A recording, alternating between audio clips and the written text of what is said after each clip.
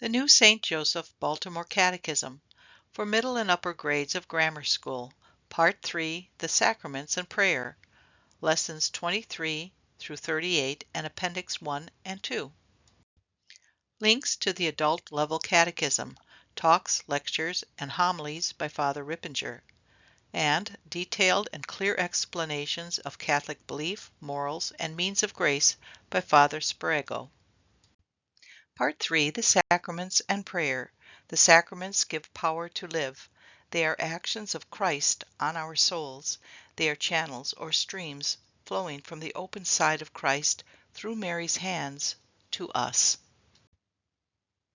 The New St. Joseph Baltimore Catechism, Part 3, The Sacraments and Prayer, Lesson 23, The Sacraments. Make sure to get yourself a copy of the New St. Joseph Baltimore Catechism. What is a sacrament?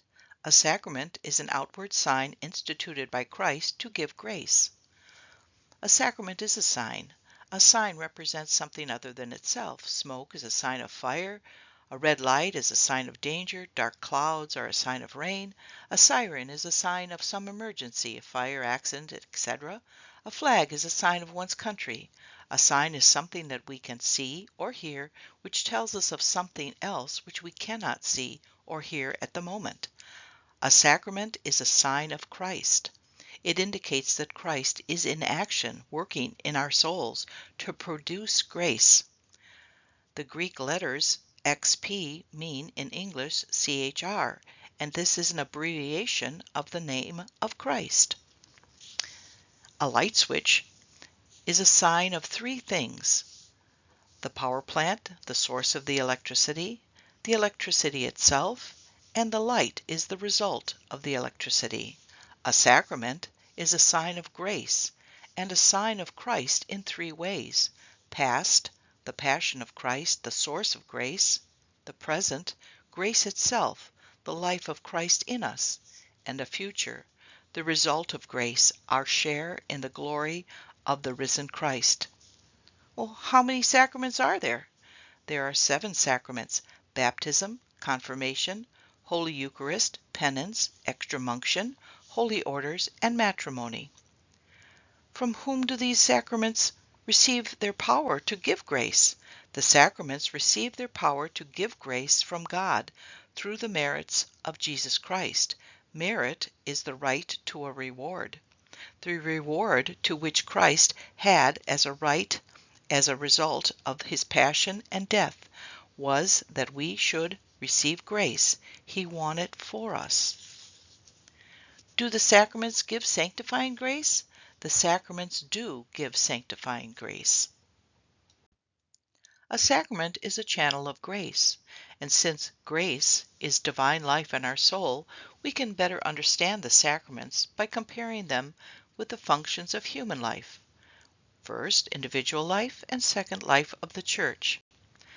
Does each of the sacraments also give special grace?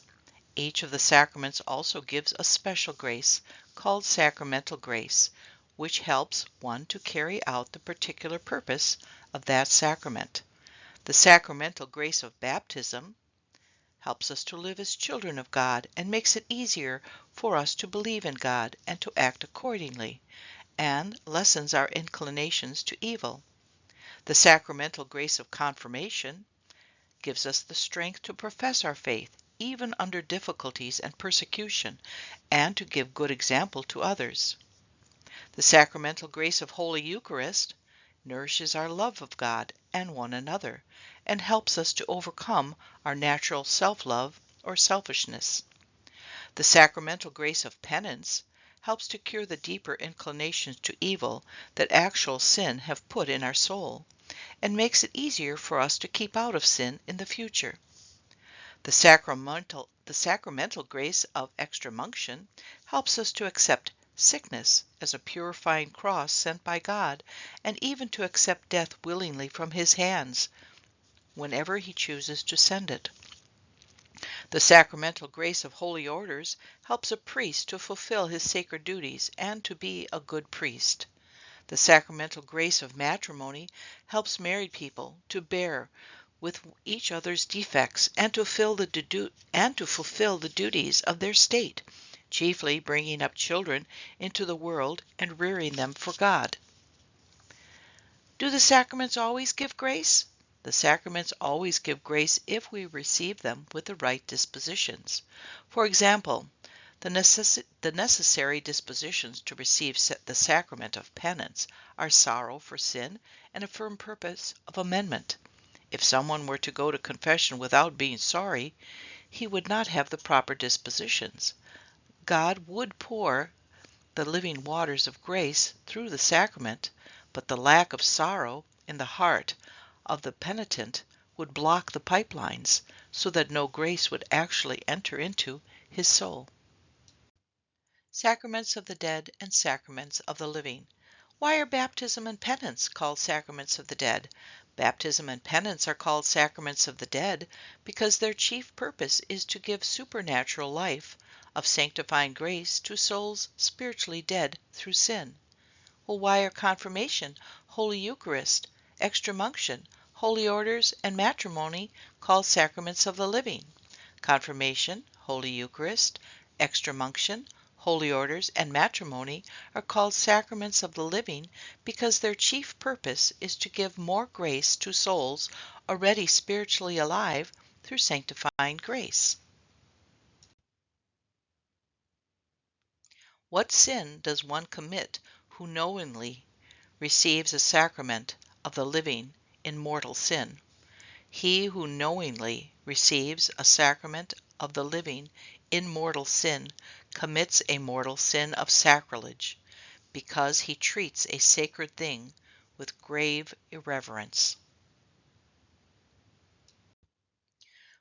Which are the sacraments that can be received only once? The sacraments that can be received only once are baptism, confirmation, and holy orders.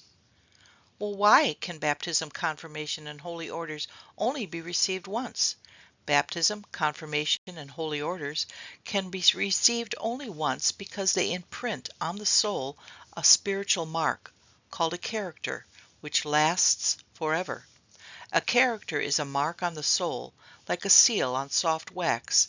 It stamps the image of Christ on the soul and gives the soul a share in the priestly powers of Christ. The character of baptism gives the power to share in the Mass and to receive the other sacraments. The character of confirmation gives power to fight spiritually with Christ and for Christ against the enemies of the faith.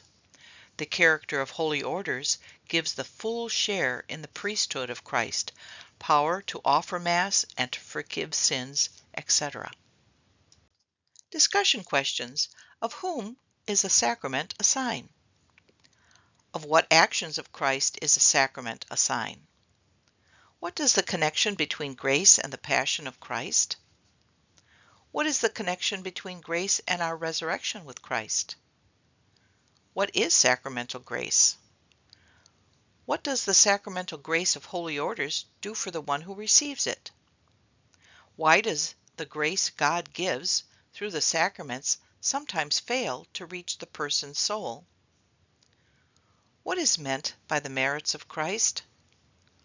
Why is it a sacrilege to receive communion in mortal sin? What is a sacramental character? Choose the best answers. The answers will be given on the next slide. Number 1. The sacraments always have the power to give A. Forgiveness, B. Grace, C. A character, D. Faith. Number 2. One of the sacraments of the dead is A. Confirmation, B. Baptism, C. Extreme unction, D. Matrimony. Number 3. A character on the soul remains A. Till the use of reason, B. Till a sin is committed, C. Until death, D. Forever. Number 4. A sacrament is a sign of all these except one. A. Grace, B. Sin, C. The Passion, D. The Resurrection. Number 5. Which sacrament can only be received once? A. Penance, B. Extreme unction, C. Matrimony, D. Holy orders. How did you do? Choose the best answer. The answers. How did you do? Number 1. The sacraments always have the power to give B. Grace. Number 2. One of the sacraments of the dead is B. Baptism. Number 3. A character on the soul remains D. Forever. Number 4. A sacrament is a sign of all of these except one, B. Sin. Number 5. Which sacrament can only be received once? D. Holy orders. How did you do? Fill in the blank. The answers will be on the next slide. I will pause at the blanks. See how you do. Fill in the blank. The answers. How did you do? Number 1. Baptism symbolizes death and spiritual birth. Number 2. The 7 sacraments are baptism, confirmation, Holy Eucharist, penance, extreme unction, holy orders, and matrimony. Number 3. The sacrament which begins the life of grace in our soul is baptism. Number 4. The sacrament that helps us to fight and even to die for Christ is confirmation. Number 5. The sacrament that cures illness in the life of grace is penance. Number 6. The sacrament which has the power to restore full spiritual health is extreme unction. Number 7. The special grace each sacrament gives to fulfill the purpose of that sacrament is called sacramental grace. Number 8. In order to receive grace through the sacraments, we must have the right dispositions. Number 9.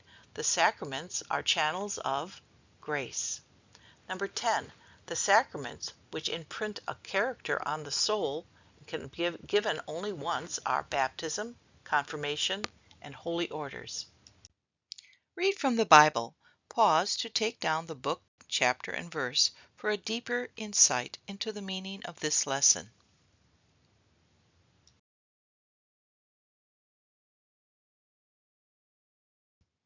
Class project. An interesting project in connection with the sacraments is to have a poster contest. See who can make the best poster explaining each of the 7 sacraments. Symbols or drawings may be used. Prayer. Those whom you strengthen with your sacraments, O Lord, lift up in your goodness by your constant helps, that we may obtain the effects of your redemption, both by these mysteries and by our manner of living. From the Missal, Post-Communion of the Mass for the Ordination of a Priest. Part 3 covers the sacraments and prayers. Lesson 23 covers the sacraments, 24 Baptism, 25 Confirmation, 26 Holy Eucharist, 27 the Sacrifice of the Mass, 28 Holy Communion, 29 Penance, 30 Contrition, 31 Confession, 32 How to make a good confession, 33 Temporal punishment and indulgences, 34 Extreme unction and holy orders, 35 Matrimony, 36 the Sacraments, 37 Prayer, 38 the Our Father, and then the appendix. Why am I a Catholic? The Stations of the Cross, the Holy Rosary, the Holy Sacrifice of the Mass, and everyday prayers, and the Holy Land photographs. To consider for resignation to the will of God in death, a sure means of salvation. From the writings of St. Francis de Sales, Bishop and Doctor of the Church, many people are tormented at death with the remembrance of their sins, and seeing that they have done no penance, are tempted to despair. He tells us that there is a perfect remedy, namely to accept death and unite your death with that of Jesus Christ. And I do not at all doubt that he who is grieved for having offended God and accepts death willingly, in satisfaction for his sins, will immediately obtain pardon. From the Book of Preparation for Death by St. Alphonsus Marie de Ligori, Bishop and Doctor of the Church. To accept death, in order that the will of God may be fulfilled, merits for us a reward similar to that of the martyrs, because they accepted death to please God.